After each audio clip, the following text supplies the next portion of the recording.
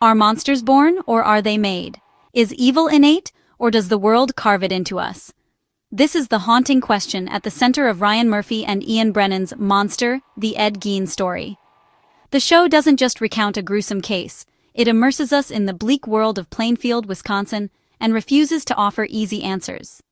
We see Ed Gein not just as a headline or a boogeyman, but as a lonely, broken man shaped by relentless psychological torment.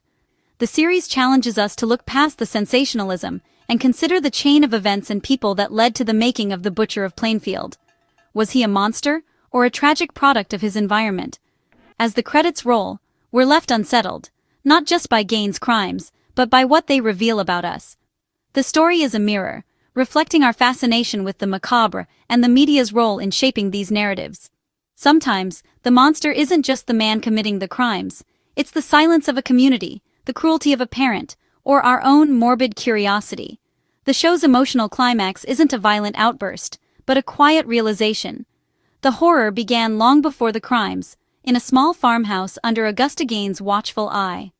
By peeling back the layers of myth, the series reveals a damaged human being beneath the monster. Ed Gein was responsible for his actions, but he wasn't the sole author of his story. He was a character in a much larger, darker play, one written by many hands. Monster. The Ed Gein story forces us to confront the uncomfortable truth. Evil is rarely simple, and monsters are rarely born in isolation. To understand the man, you must first understand the boy. Ed Gein's childhood was bleak, isolated on a remote farm, his world defined by his mother's suffocating ideology. Augusta Gein, a religious zealot, taught her sons that the world was sinful and intimacy was shameful. Ed, a shy and sensitive child, desperately sought her approval but was met with coldness and fear. His only permitted relationship was with Augusta, creating a twisted bond of devotion and dependency. His father was absent, his brother Henry's influence fleeting and ultimately erased by a mysterious death. When Augusta died, Ed was left utterly alone, her voice echoing in his mind. The show makes it clear. Ed was never given the tools to navigate the world. His social awkwardness and inability to connect weren't signs of evil, but symptoms of a childhood devoid of warmth and love. When Augusta was gone, Ed's universe collapsed, leaving a void he would try to fill in horrific ways. After Augusta's death, the Gein farmhouse became a tomb, her room preserved, the rest decaying along with Ed's mind. Alone and adrift, Ed's grief and isolation deepened, leading him to acts of morbid curiosity. He began exhuming bodies, not out of violence, but a desperate attempt to reconnect with the feminine form his mother taught him to fear and worship. The house transformed into a grotesque workshop, filled with objects made from human remains. Ed wasn't building monsters. He was trying to rebuild his mother, or create a version he could control. The infamous woman suit was the ultimate expression of his torment.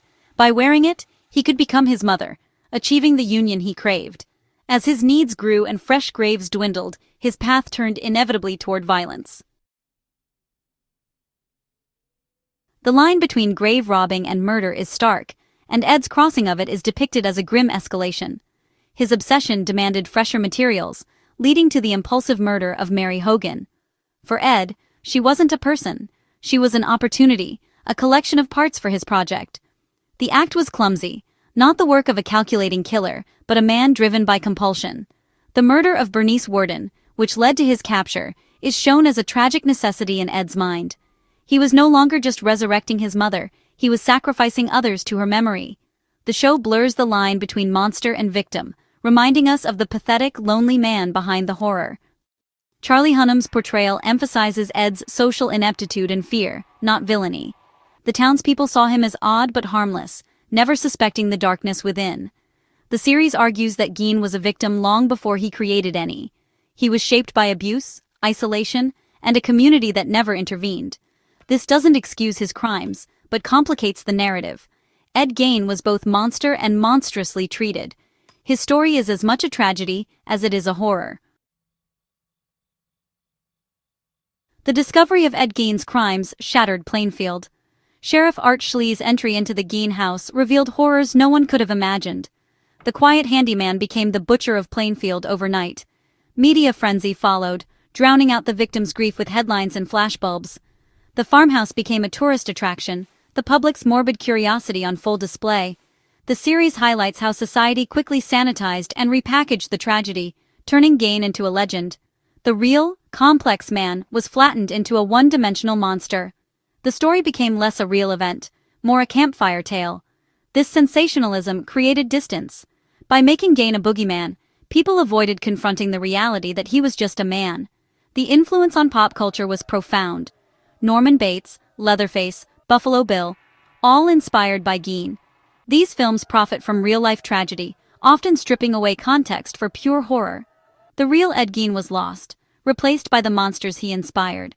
The show asks, what do we lose when we turn tragedy into entertainment? The series turns the lens on us, the audience, questioning our fascination with true crime. Every time we watch, we participate in turning human tragedy into entertainment. Media shapes our perception, making it easier to label perpetrators as monsters and distance ourselves. But the show denies us that comfort, forcing us to see Ed Gein's humanity and the consequences of our consumption. By focusing on gruesome details, we miss the deeper failures: neglect, abuse, and societal indifference. The monster isn't just in the farmhouse, it's in our living rooms, in our appetite for horror, and in our willingness to look away. Murphy and Brennan's series spreads the blame for Ed Gein's tragedy across a web of responsibility. Augusta Gein is depicted as the architect of her son's psyche, her abuse and isolation the primary cause of his breakdown. But the community of Plainfield is also culpable, mocking Ed, whispering but never intervening. Their indifference allowed his madness to grow unchecked. Societal structures failed him too. In the 1950s, mental health awareness was minimal, especially in rural areas. Ed was labeled odd and left alone, with no support or intervention. The series suggests that, with help, the tragedy might have been averted. Ultimately, Ed Gein was the final product of a monstrous process, shaped by a domineering mother, a silent community, and a society that failed to understand psychological pain. Monsters are not born, they are made, often by many hands. Gein committed the acts, but others helped create the conditions. Charlie Hunnam's portrayal of Ed Gein is rooted in empathy, not judgment. He saw Ed as a man consumed by loneliness, never knowing genuine human connection. Gein's obsession with his mother was the only attachment he ever had. Her death left him utterly alone. Hunnam's performance shows Gein's crimes as desperate attempts to fill the void, not acts of pleasure. The key question isn't blame, but empathy. Can we understand the pain that led to such horror? Hunnam forces us to feel the depth of Gein's suffering, making it harder to simply hate the monster. His view complements the creator's societal critique, focusing on the internal agony behind the crimes. We're left to acknowledge the tragedy of Ed Gein the man, even as we recoil from Ed Gein the killer. The series ends where it began, with the question, are monsters born or made? Monster. The Ed Gein story argues that, in this case, the monster was made, a vulnerable boy broken by abuse and neglect. The horror is not that Gein was inhuman, but that he was one of us, his potential for good extinguished by cruelty and isolation. The community's failure to intervene is a failure we all share. The show doesn't absolve Gein, but asks us to consider diminished responsibility as a moral reality. Can someone who's never known love be judged by the same standards? The process that created Ed Gein didn't die with him. The ingredients, abuse, isolation, indifference, still exist. If we focus only on monstrous acts, and not the human failings behind them, we risk repeating this tragedy.